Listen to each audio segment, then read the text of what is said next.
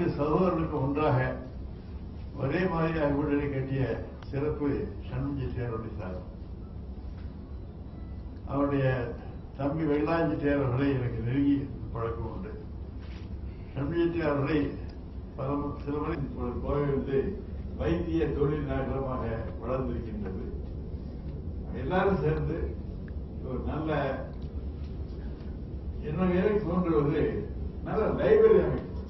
அவருடைய பேர் அவருடைய லைப்ரரி அதற்கு என்னுடைய ஆலோசனை தேவராஜ முருகையுடைய இடம் சும்மா அதை அவருடைய வில்லின்படி தன்னுடைய மகளுக்கு கல்யாணமாகி குழந்தைகள் தான் பேரனுக்கு சேர வேண்டும். இல்லை என்றால் அவர்கள் ஆயுசுக்கு பிற்பாடு கோர்ட் முடிப்பதற்கான என்று சொல்லி அந்த அம்மையாருக்கு 70 கொண்டாய் விட்டது. அந்த குழந்தை இருக்கிற சான்ஸ் எல்லாம் கிடையாது. அவர்கள் முடிவு செய்ய முடியவில்லை. நல்ல வக்கீலர் உள்ள குழு அமைத்து கோர்ட்ல பர்மிஷன் கேட்டு அவர்களுக்கு காம்பன்சேஷன் ஏதாவது தொகையை பிக்ஸ் பண்ணி கொடுத்து விட்டு இதை நாம் பொறுப்பில் எடுத்து சண்முக செட்டியாருக்கு தேவராஜ முருகைக்கு சேர்த்து ஒரு நல்ல ஞாபகத்தை இந்த இடத்துல செய்தால் நல்ல இடம் 3-4 ஏக்கர் இருக்கும்.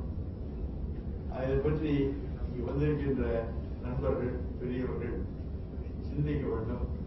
சேம்பர் ஆஃப் காமர்ஸ் இப்பொழுது GKS ஆரம்பித்த இந்த நிறுவனம் சிறப்பாக வளர்ந்து நன்றாக இருந்து கொண்டிருக்கின்றது. கொடிசியாவும் சேம்பர் ஆஃப் காமர்ஸும் இன்னும் எல்லாம் நாங்கள் எல்லாம் சீக்கிரம் கமிட்டி அமைத்து வணக்கத்துக்குரிய பெரியவர்களே, இந்த மிக முக்கியமான விழாவுக்கு வருகை சென்றிருக்கும் அந்த ஊரின் பெரியவர் திரு நா. மகாலிங்கம் அவர்களே, புத்தக ஆசிரியர் திரு சுந்தரராஜ் அவர்களே, இந்த புத்தகம் ஒரு 2 ஆண்டுகளுக்கு முன்னாலேயே ஆங்கில வடிவத்தை திரு சுந்தரராஜ் அனுப்பி வைத்திருந்தார். இந்த ஆளுமையை பற்றி திரு R.K. சண்முக செட்டியார் அவர்களை பற்றி பள்ளிக்கூட புத்தகங்களில் எங்கோ 1 வரி 2 வரி பார்த்திருக்கிறோம். இந்தியாவின் சுதந்திர இந்தியாவின் முதல் நிதியமைச்சராக இருந்திருக்கிறார் என்பதை பற்றி கேட்டிருக்கிறோம். ஆனால் அதற்கு மேல் எங்களை போன்ற பள்ளிக்கூடத்தின் வழியாக வந்தவர்களுக்கு தகவல் எதுவுமே கிடையாது. ஆனால் இந்த புத்தகத்தை படிக்க மிகுந்த ஆச்சரியமாக இருந்தது. எப்படி இப்படிப்பட்ட ஒருவரை பற்றி நமக்கு தெரியாமலேயே போய்விட்டது. எங்கோ ஏதோ தவறு நிகழ்ந்திருக்கிறது. அதுதான் முதலில் கிடைத்த ஒரு எண்ணம். அவரது பன்முகத்தன்மை நிஜமாகவே மலைக்க வைத்தது. அது ஒரு சிறு போர்ஷனை பத்தி எடுத்துட்டு இருந்தா மட்டுமே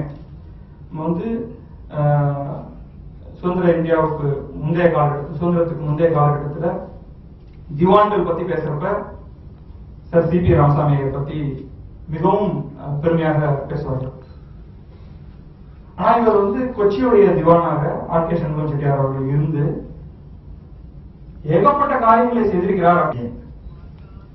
இந்த புத்தகம் இன்றைக்கு இந்த அளவு வந்திருக்கிறது என்றால் அதற்கு மூல காரணமாக இருந்தவரை இந்த இடத்திலே நான் நினைவுபடுத்த வேண்டியது அது கடமை என்று நினைக்கின்றேன். நம்முடைய அமரசிங்கம் மனைவியல் பல்கலைக்கழகத்தின் நிறுவனர், சுதந்திர போராட்ட வீரர், ஒப்பு உயர்வற்ற தியாகி அமரசிங்கம் செட்டியார் ஐயா அவர்களின் முயற்சியால் மட்டுமே R.K. சண்முக செட்டியார் அவர்களுடைய வாழ்க்கையில் மிக முக்கியமாக கருதப்பட்ட 40,000 கடிதங்கள் கண்டுபிடிக்கப்பட்டன.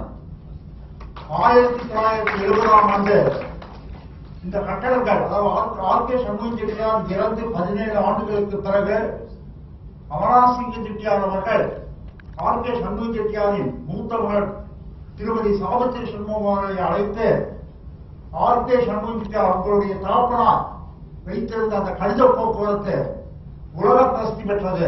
எனக்கு அது தெரியும். அந்த கடிதங்கள் எங்கே இருக்கின்றன என்று தேடி கண்டுபிடிக்க வேண்டும் என்று சொன்னார்கள். அப்போது சாவித்திரியும் அவர்கள் என்னை கூப்பிட்டுக் கொண்டு போய் ஐயாவிடம் ஒப்படைத்தார்கள். அப்போது அங்கே R.K. அவருடைய 2வது மனைவி முதுமையின் காரணமாக அவர்கள் அந்த அளவு ஒத்துழைக்கவில்லை. அவர்களுடைய வீட்டிலே சுமார் 1 வருடத்துக்கு மேல் தேடிய பிறகு ஒரு இடத்திலே குப்பையாக கிடந்த அந்த 40,000 கடிதங்களை ஐயா அவனாசிங்க செட்டியார் அவர்கள் ஆணைப்படி அவற்றை தொகுத்து முறையான முறையிலே பதில் செய்து அவர்களிடம் எடுத்துச் சென்ற போது அவர்கள் அவற்றை டெல்லியில் உள்ள தேசிய ஆய்வு கூடத்துக்கு நேஷனல் ஆர்ச்சிவ்ஸ் அனுப்பி அந்த 40,000 கடிதங்களையும் மைக்ரோ பிலிம் செய்து அங்கே வைத்து அதன் மூலமாக நான் கேள்விப்பட்டேன் பல வெளிநாட்டு மாணவ மாணவிகள் இந்திய பொருளாதாரத்தை பற்றியும் நிர்வாகிகள் பற்றியும் ஆர்கேஎஸ் வாழ்க்கை பற்றியும் ஆய்வுகள் செய்திருக்கிறார்கள். இதற்கெல்லாம் காரணம் அவனாசிங்க செட்டியார் அவர்கள்தான். ஐயா அவர்கள் முயற்சி எடுத்திருக்காவிட்டால் ஆர்கேஎஸ் வாழ்க்கை இந்த புத்தகத்தை கூட எழுதியிருக்க முடியாது. எனவே இந்த நேரத்திலே ஐயா அவர்களுக்கு அஞ்சலி செலுத்துவது என்னுடைய முதல் கடமை என்று நினைக்கின்றேன். இந்த அதே மாதிரிங்க இப்ப 9வது உலக செம்மொழி தமிழ் நடைபெறுது. இன்னைக்கு நம்முடைய நாமெல்லாம் போட்டி வணங்குகின்ற ஐயா அவர்கள் அரிச்செல்வர் அவர்கள் இருக்காங்க. அரிச்செல்வர் அவங்க முயற்சியில் இந்த உலக தமிழ் மகாநாடு இங்கே நடக்கும் போது நீங்களாம் ஏகமானதா ஐயா அவர்கள் தாண்டி ஆர்கேஎஸ்க்கு நினைவா கோயம்புத்தூர்ல ஏதாவது செய்யணும்னு ஐயா அவர்கள் முயற்சினா முடியும். ஐயா அவர்கள் முயற்சி செய்யணும் அப்படின்னு நினைத்தால் முடியும். அது அரசாங்கத்து மூலமா செஞ்சிருப்போம். கலைஞர் நிச்சயமா செய்தி சாய்ப்பார். எடுத்து சொன்னா அவர் செய்தி சாய்ப்பார் என்ற நம்பிக்கை